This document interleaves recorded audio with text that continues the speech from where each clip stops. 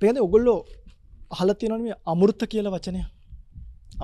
අමෘත කියන වචනේ නිකන් අපිට ප්‍රියයිද අප්‍රියයිද? නිකන් ප්‍රියයිනේ. ඒ මොකද අමෘත කියන වචනේ අපිට ප්‍රිය? ඕක මේ ලෝකෙ ඉන්න ඕන මිනිහෙක්ට ප්‍රිය වචනයක්. දැන් රෝස මලට සමහරු කැමති සමහරු අකමැති. වද මලට සමහරු කැමති සමහරු අකමැති. සුජාත පුත්‍රක ගන්න සමහරු කැමති සමහරු අකමැති. බුලත් ගත්තොත් කැමති අකමැති. කියන්නේ මේ ලෝකේ හැම දෙයකටම බුදුහාමුදුරුවෝ ගත්තා. කැමති පිරිසකුත් ඉන්නවා අකමැති පිරිසකුත් ඉන්නවා. හැබැයි අමෘත කියන වචනයට ලෝකින් හැම දිනම කැමති. සිංහල වේවා බෞද්ධ වේවා කතෝලික වේවා මුස්ලිම් වේවා තිරිසනෙක් වේවා දෙවියෝ බ්‍රහ්මයෝ මේ සියලු දෙනාම ඒකනේ අපි කියන්නේ අමෘත මහා නිර්වාණය. ඒකටත් මේ විශේෂණය අපි දානවා. අමා මහ නිවන. අමා මහ කියන්නේ ඔයකට තමයි. අමෘත මහා නිර්වාණය. මොකක්ද මේ අමෘත කියනකොට ලෝකයා මෙච්චර කැමති වෙන්නේ හේතුව? මොකද මේ ලෝකේ හැම මිනිහෙක්ටම තියෙන පොදු ප්‍රශ්නයක් තමයි මරණය. කාටවත් ගැලවෙන්න බැරි සිංහල වේවා බෞද්ධ වේවා කතෝලික වේවා මුස්ලිම් වේවා සියල්ලන්ටම තියෙන පොදු ප්‍රශ්නයක් මරණය. මරණය කියන පොදු ප්‍රශ්නයට තියෙන ඒකායන විසඳුම තමයි අමෘතය. අමෘතය කියන්නේ අමරණීය කියන භාවයෙන් අමෘත. මේ කියන්නේ අමෘතය විඳිනවා වගේ අපි කියන්නේ නිකන් කියනවා නේ. මොකද ලොකු අර්ථකථන ඩෙෆිනේෂන්ස් දෙන්න පුළුවන්. නමුත් මේකේ ලස්සනම දේ තමයි මේ මරණයෙන් මිදිච්ච තැන කියන ලස්සන අර්ථකථනය. මේ අමෘත මහා නිර්වාණය තමයි. ඒ නිසා බෞද්ධ අපි හැම දෙනෙක් අමෘත කියන්නේ නොමැරෙන තත්වයක්. ඇත්තටම නොමැරෙන තත්වයකට පත්වෙන හිතක් ඇති කර ගැනීම තමයි බෞද්ධ අපි කාගෙත් අරුම. ධර්ම දේශනාවට මාතෘකා කළේ පේනූපමංකාය මිමං විදිත්වා මරීචි ධම්මං අபிසම්බුදානු චෙත්වාන මාරස්ස පපුප්පකානී අදස්සනං මච්චු රාජස්ස ගච්ඡේ. බුදුහාමුදුරුවෝ දේශනා කරපු ගාථා.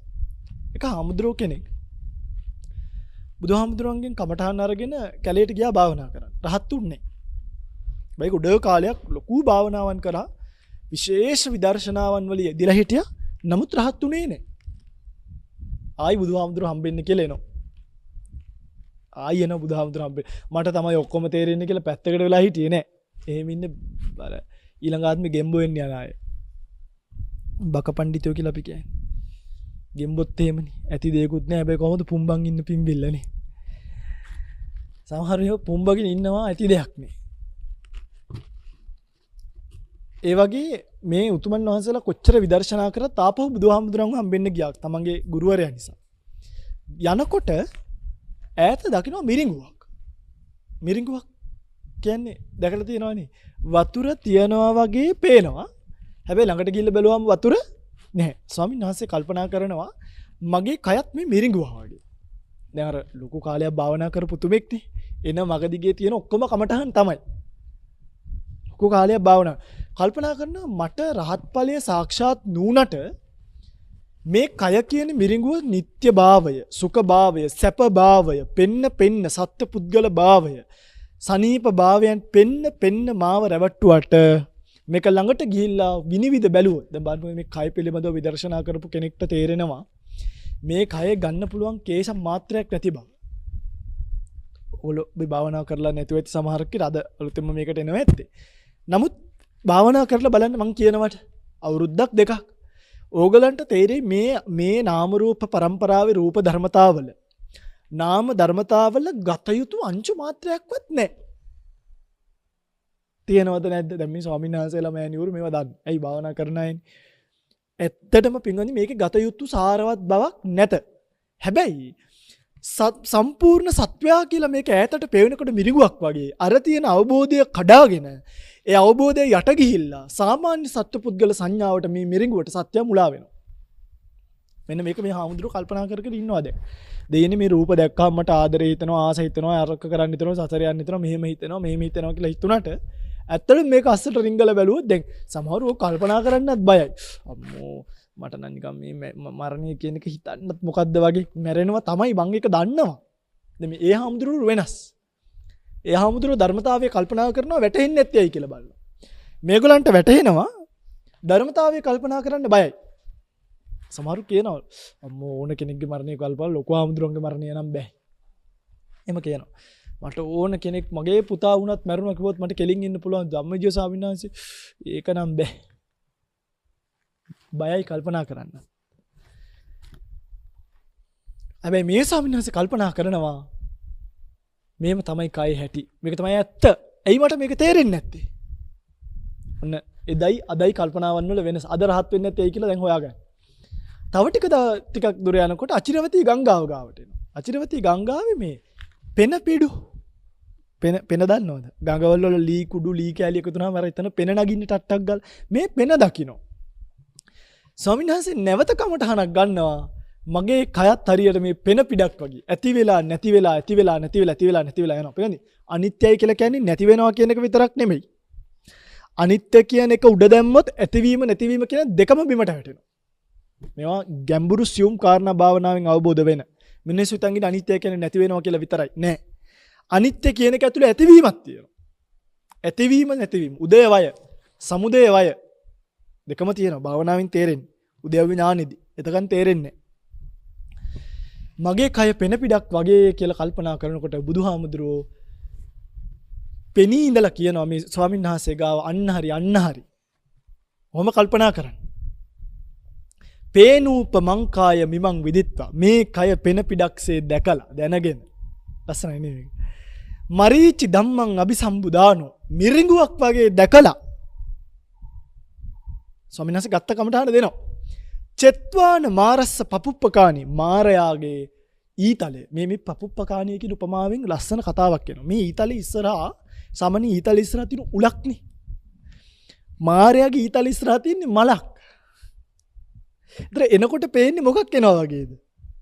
ඒක මලක් එනවා වගේ. අපි කියන්නේ මේ මලක් වගේ කෙල්ලෙක්, මලක් වගේ බල්ලෙක්, මලක් වගේ කොල්ලෙක්. ඒ ඊතලේ ඉස්සරහා තියෙන්නේ මලක්. මාරයා කොහොමද නේ? එතකොට ඒක එනකොට සත්වයකට පපුව ඇල්ලුවොත් කෙලින්ම මල නෙමෙයි වදින්නේ. මොකද්ද වෙන්නේ? මල් කඩාගෙන පපුව හිල් කරගෙන ඒකයි මිනිස්සු මල් වගේ කියලා ළඟට ගන්න මිනිස්සු නිසා පපුව අල්ලන් ආයි බිමට ඇදගෙන වැටෙනවා. මොකද ඊතලේ ඇනුනහම පේනකොට ලස්සන උනාට ඇනුනහම දුකයි. චෙත්වාන මාරස්ස පපුප්පකානි. ඒ නිසා ඒ ඊතලේ සිඳලා ඒ ඊතලේ හිඳින්නේ මොකෙන්ද? ගැඹුරුයි මේක. කමක් නැද්ද? මේ ගාතාව පොඩි ගාතාවක්.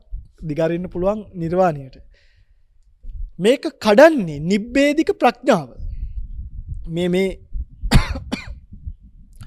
මල් ඊතලේ විදින්නේ මේ මල් ඊතලේ කඩන්නේ අපි ගාව තියෙන අපින්තුනි පොඩි ආයුධයක්. නිබ්බේධික ප්‍රඥාව කියලා. නිබ්බේධික ප්‍රඥාවට සිංහලෙන් කියන්නේ විනිවිද යන ප්‍රඥාව කියලා. මොකද්ද? විනිවිද යන ප්‍රඥාව. විනිවිද යන ප්‍රඥාවෙන් ඔබට පුළුවන් අදස්සනං මච්චු රාජස මරණයෙන් මාරයාට නොපෙනෙන්න තැනකට යන්න. ඔන්න අර හාමුදුරන්ට බුදුහාමුදුරුවෝ පෙනී ඉඳලා කියනවා අන්න හරි.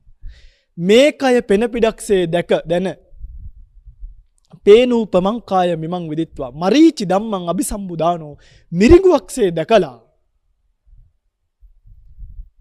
චෙත්වාන මාරස්ස පපුප්පකානි. මේ මාරයාගේ ඊතල මේ ඇවිල්ලා කොහෙටද වදින්නේ? ඇහැට, කනට, නාසයට, දිවට, ශරීරයට, මනසට. ඒ ඊතල 6 තැනකට වදින්නේ. ඇහැ, කන, නාසය, දිව, ශරීරය, මනස. ඒවා ඒ ඊතලවල නම් තමයි රූප, ශබ්ද, ගන්ධ, රස, ස්පර්ශ, ධම්ම. මේව ඇවිල්ලා එන එක නවත්තුවොත් ඔබේ ප්‍රඥාව පාවිච්චි කරලා මොන ප්‍රඥාවද? සිංහලෙන් විනිවිද යන ප්‍රඥාව. පාලියෙන් නිබ්බේධික ප්‍රඥාව. මතක තියාගන්න මේ හරි ලස්සන ධර්මයේ ගැඹුරු තැන්වල තියෙන කරුණු. නිබ්බේධික ප්‍රඥාවෙන් මේක කැඩුවොත් ඔබට පුළුවන් ඔබ යන්න කියලා කිව්වා අදස්සනං මච්චු රාජස්ස. මච්චු රාජයට නොපෙනෙන තැනකට යන්න පුළුවන්. අමෘතය මරණය කියන ප්‍රශ්නයට විසඳුම බුදුහාමුදුරුවෝ අපිට දුන්නා පින්වතුනි.